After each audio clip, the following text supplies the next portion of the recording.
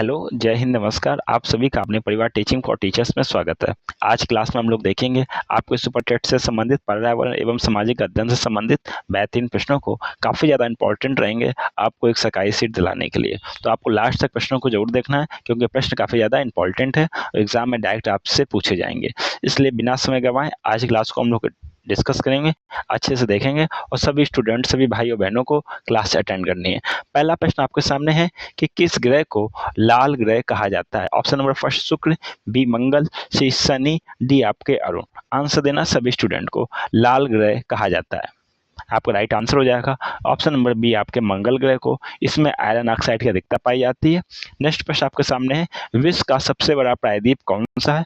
Option number first आपका भारतीय प्रायद्वीप, बी है आपका अरब प्रायद्वीप, सी है आपका स्कैंडिनेवाई प्रायद्वीप और डी आपका लैब्राडोर प्रायद्वीप। आंसर देना सभी को। प्रायद्वीप क्या होते हैं? जो तीनों तरफ से आपके समुद्र से घिरे होते हैं, उसको हम लोग प्रायद्वीप कहते हैं।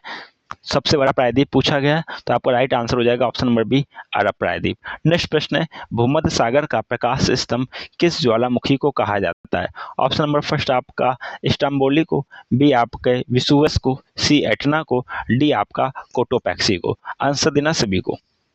भूमध्य सागर का प्रकाश स्तंभ किस ज्वालामुखी को कहा जाता है। आपका राइट आंसर हो जाएगा ऑप्शन नंबर आपका फर्स्ट स्टम्बोली को। नेक्स्ट प्रश्न आपके सामने, आपको मालूम होगा कि सुएज नहर के खुलने से भारत और यूरोप के बीच की दूरी लगभग कितनी कम हो गई है। पहले भारत और यूरोप के बीच में हम लोग अफ्रीका से होते हुए केप ऑफ गुड होप से होते हुए हम लोग आते थे, लेकिन सुएज नहर हो गई तो यूरोप से हम लोग डायरेक्ट हम लोग एशिया में आ सकते हैं। तो मतलब एशिया में भारत ही पड़ता है, तो दूरी कितनी कम हो गई। ऑप्शन नंबर फर्स्ट आपका 5,000 किलोमीटर, बी 7,000 किलोमीटर कम हो गई, सी आपका 10,000 किलोमीटर, डी आपका 12,000 किलोमीटर। आंसर देना सभी को।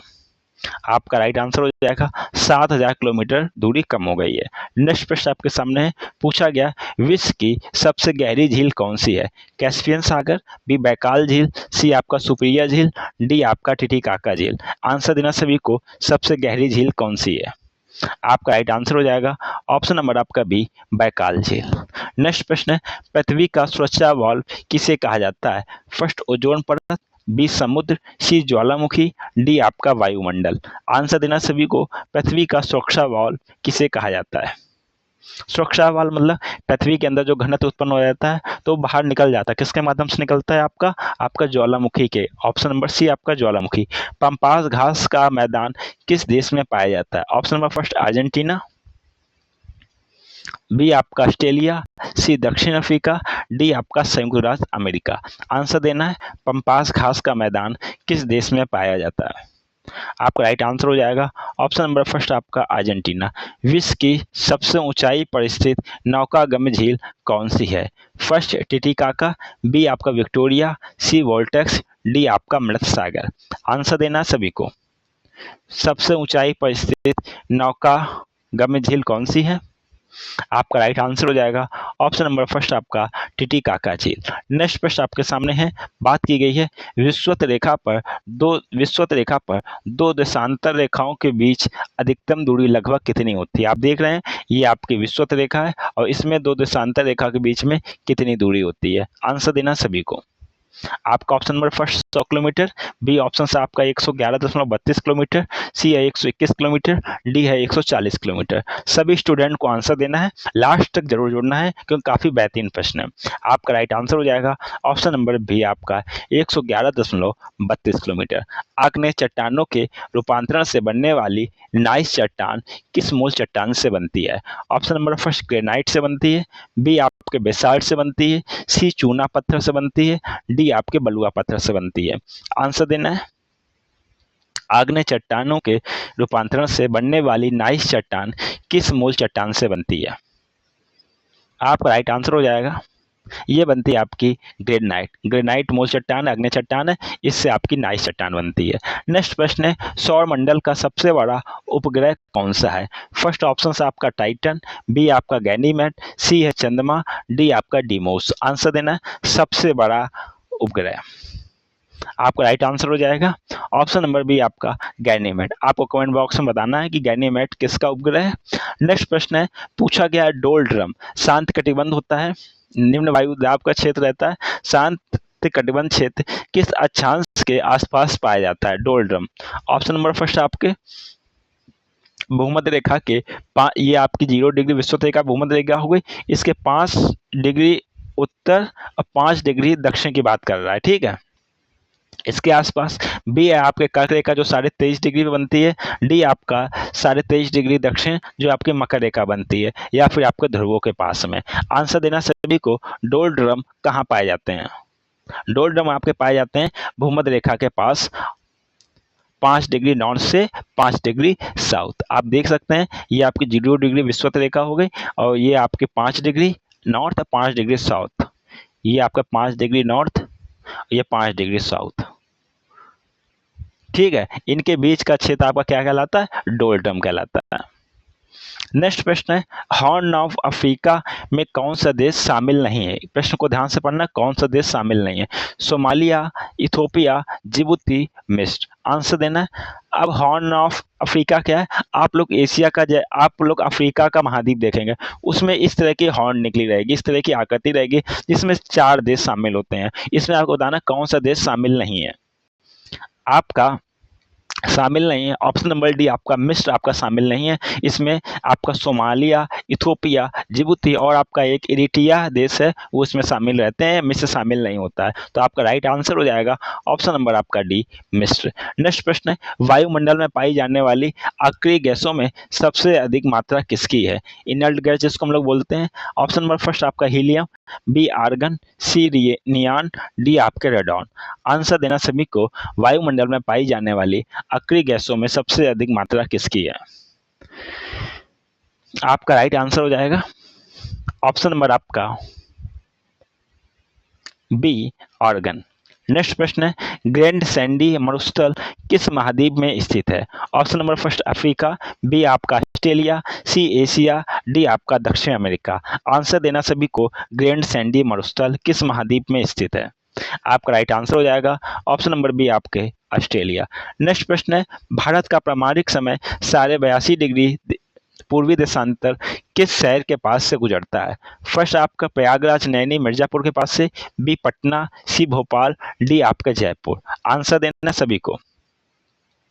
आपका राइट आंसर हो जाएगा ऑप्शन नंबर आपका फर्स्ट प्रयागराज। नेक्स्ट प्रश्न आपके सामने है, पूछा गया है पाक जल डमरू किन किन 2 देशों के मध्य में स्थित है? फर्स्ट आपका भारत और पाकिस्तान, बी आपका भारत और श्रीलंका, सी है भारत और मालदीव, डी है भारत और बांग्लादेश। आंसर देना सभी को। पाक जल डमरू किन 2 देशों के मध्य में स्थित है? आपका राइट आंसर हो जाएगा पाक जल डमरू आपका स्थित है ऑप्शन नंबर आपका बी भारत और श्रीलंका के मध्य में। एग्जाम में पूछ सकता है, टिहरी बांध किन 2 नदियों के संगम पर बनाया गया है?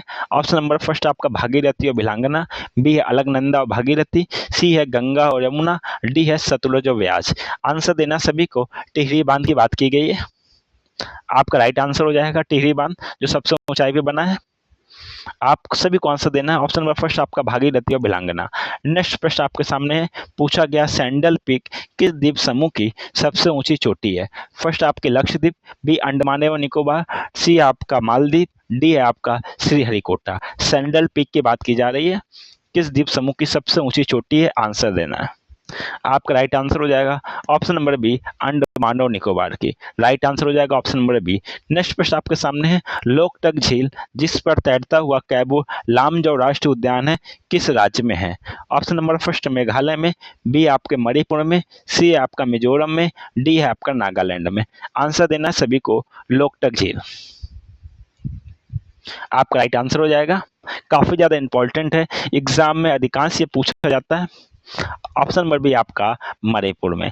नेक्स्ट प्रश्न है, पूछा गया कि काली मिट्टी मुख्य रूप से किस फसल की खेती के लिए सर्वोत्तम मानी जाती है? फर्स्ट आपका गेहूं, बी आपका धान, सी आपके कपास, डी आपके चाय। आंसर देना है काली मिट्टी। आपका राइट आंसर हो जाएगा काली मिट्टी ऑप्शन नंबर सी कपास के लिए सर्वोत्तम मानी जाती है। नेक्स्ट प्रश्न है, भारत में केसर का मुख्य उत्पादन किस राज्य या केंद्र शासित प्रदेश में होता है? फर्स्ट हिमाचल प्रदेश, बी आपका जम्मू कश्मीर, सी उत्तराखंड, डी आपका सिक्किम। आंसर देना सभी को। केसर का मुख्य उत्पादन, आपका राइट आंसर हो जाएगा ऑप्शन नंबर बी आपके जम्मू और कश्मीर। भारत का सबसे बड़ा लौह अयस्क उत्पादक राज्य कौन सा है? झारखंड है, उड़ीसा है, छत्तीसगढ़ है या फिर आपका कर्नाटक है? आंसर सभी स्टूडेंट को देना है। आपका राइट आंसर हो जाएगा ऑप्शन नंबर आपका बी ओडिशा है। शिव समुद्रम जलप्रपात किस नदी पर स्थित है? फर्स्ट आपका कावेरी, बी कृष्णा, सी गोदावरी, डी आपके नर्मदा। आंसर देना है शिव समुद्रम जलप्रपात। आपका राइट आंसर आज हो जाएगा शिव समुद्रम जलप्रपात आपका स्थित है ऑप्शन नंबर फर्स्ट कावेरी नदी पर। नेक्स्ट प्रश्न आपके सामने है, भारत में शीतकालीन वर्षा मुख्य रूप से किस क्षेत्र में होती है? लेकिन इसमें बात की गई है कि शीतकालीन वर्षा किसके कारण? पश्चिमी विक्षोभ के द्वारा। ठीक है, ध्यान देना, शीतकालीन वर्षा आपकी आपके जो साउथ के स्टेट है वहाँ भी होती है, तमिलनाडु में होती है, लेकिन इसमें कहा गया है कि शीतकालीन वर्षा आपकी पश्चिमी विक्षोभ की, ना कि लौटते हुए मानसून की बात की गई है। तो आपको बताना है, प्रश्न को ध्यान से पढ़ना है, शीतकालीन वर्षा पश्चिमी विक्षोभ द्वारा मुख्य रूप से किस क्षेत्र में होती है? ऑप्शन नंबर फर्स्ट आपका उत्तर पश्चिमी पंजाब या हरियाणा, सेकंड आपका है तमिलनाडु आपका तटीय क्षेत्र, सी है ऑप्शन केवल एक, बी है ए और बी दोनों। आंसर देना सभी को। पश्चिमी विक्षोभ के द्वारा जो आपकी वर्षा होती है, ऑप्शन नंबर आपका फर्स्ट उत्तर और पश्चिमी पंजाब या हरियाणा क्षेत्र में। नेक्स्ट प्रश्न आपके सामने है, बात की गई जोजिला पास किसको जोड़ता है? जोजिला दर्रा किसको जोड़ता है? सी नगर और लेह को, बी है शिमला और तिब्बत को, सी है आपका कलिम्पोंग और ल्हासा को, डी है आपका जम्मू और श्रीनगर को। आंसर देना आपको जोजिला दर्रा।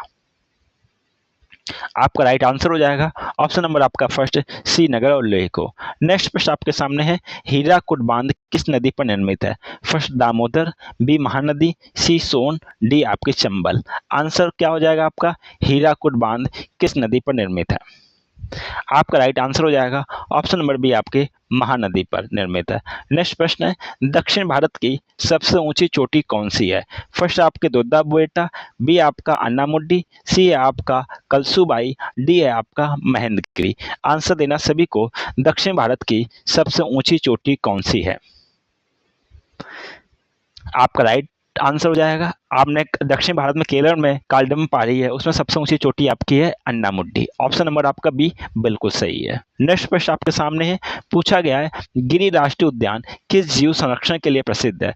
फर्स्ट ऑप्शन से एक सिंग वाला गेंडा, बी एशियाई शेर, सी रॉयल बंगाल टाइगर, डी आपके हाथी। क्या आपका राइट आंसर हो जाएगा गिर राष्ट्रीय उद्यान? आपका राइट आंसर हो जाएगा ऑप्शन नंबर बी आपका एशियाई से। भांगड़ा नागल परियोजना किस नदी पर स्थित है? फर्स्ट चिनाब, बी सतलज, सी रावी, डी आपके झेलम। आंसर क्या हो जाएगा? भांगड़ा नागल परियोजना। आपका राइट आंसर हो जाएगा ऑप्शन नंबर बी आपके सतलज नदी पर। नेक्स्ट प्रश्न है, 1857 के संग्राम में लखनऊ से विद्रोह का नेतृत्व किसने किया था? फर्स्ट बेगम हजरत महल, बी रानी लक्ष्मीबाई, सी कुंवर सिंह, डी मौलवी लियाकत अली। आंसर देना सभी को। क्या राइट आंसर हो जाएगा? 1857 के संग्राम में नेतृत्व किया आपका option number first Begum Hazrat Mahal ने। नेक्स्ट प्रश्न आपके सामने है, वेदों का भाष्य या सातात प्रकाश पुस्तक की रचना किसने की थी? फर्स्ट राजा राम मोहन राय, बी स्वामी दयानंद सरस्वती, सी स्वामी विवेकानंद, डी आपका केशव चंद्र सेन। क्या आपका राइट आंसर हो जाएगा वेदों का भाष्य सातात प्रकाश पुस्तक की रचना किसने की? आंसर देना है। आपका राइट आंसर हो जाएगा option number B Swami Dayanand Saraswati. Next प्रश्न है, मुस्लिम लीग की स्थापना 1906 में कहां पर हुई थी? फर्स्ट लाहौर, बी ढाका, सी लखनऊ, डी कराची। क्या आपका राइट आंसर हो जाएगा? मुस्लिम लीग की स्थापना आपकी हुई ऑप्शन नंबर बी आपके ढाका में। महात्मा गांधी का भारत में पहला सत्याग्रह कौन सा था? फर्स्ट खेड़ा सत्याग्रह, बी चंपारण सत्याग्रह, सी अहमदाबाद मिल मजदूर आंदोलन, डी आपका रॉलेट सत्याग्रह। आंसर देना सभी को, महात्मा गांधी का भारत में पहला सत्याग्रह कौन सा था? आपका राइट आंसर हो जाएगा भारत का पहला सत्याग्रह था ऑप्शन नंबर बी चंपारण सत्याग्रह। नेक्स्ट प्रश्न आपके सामने है, गदर आंदोलन के समाचार पत्र गदर का पहला अंक किस भाषा में प्रकाशित हुआ था? फर्स्ट गुरुमुखी, बी उर्दू, सी आपका हिंदी, डी आपका अंग्रेजी। आंसर देना है, किस भाषा में सबसे पहले प्रकाशित हुआ?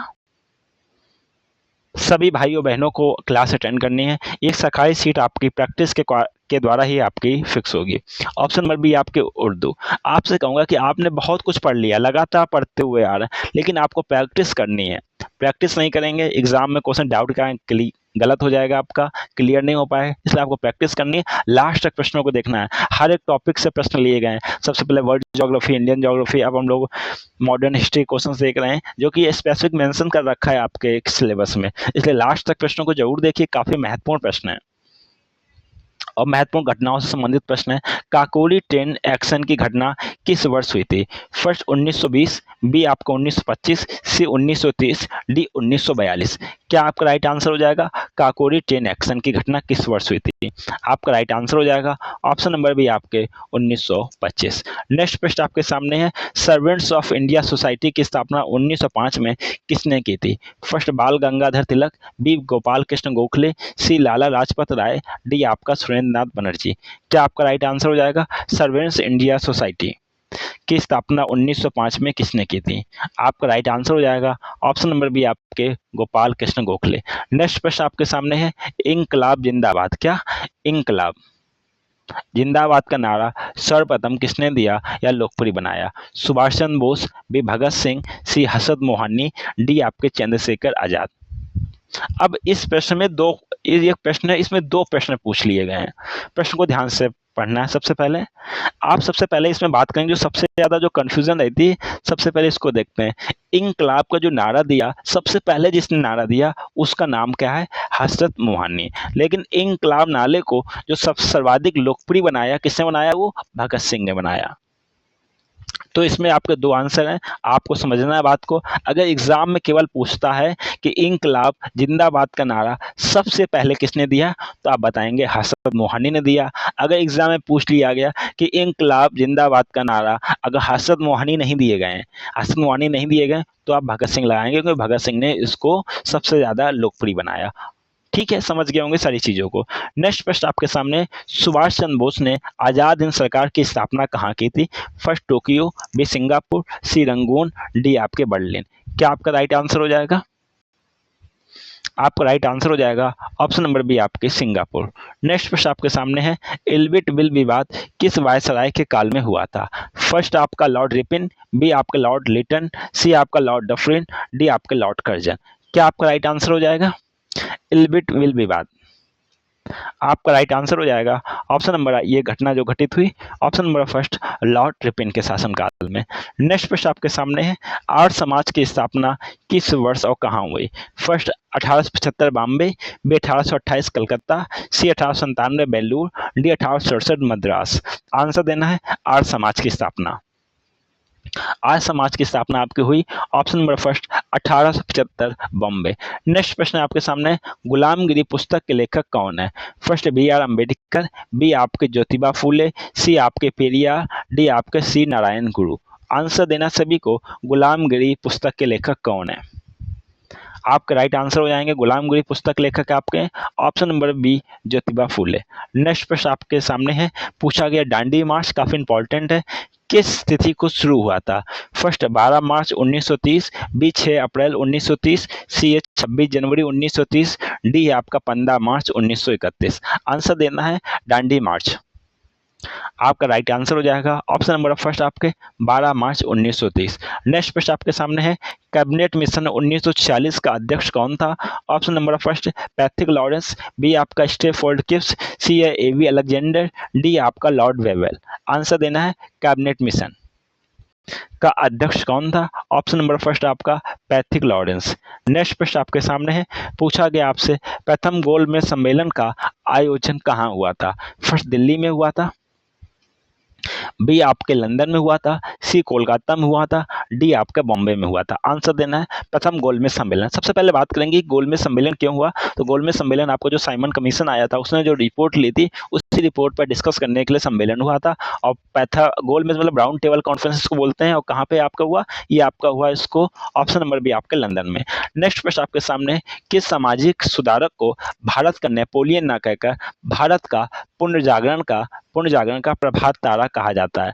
ऑप्शन नंबर फर्स्ट आपके स्वामी दयानंद को, बी आपके राजा राम मोहन राय को, सी ईश्वर चंद्र विद्यासागर को, डी आपके बंकिम चंद्र चटर्जी को। आंसर देना सभी को।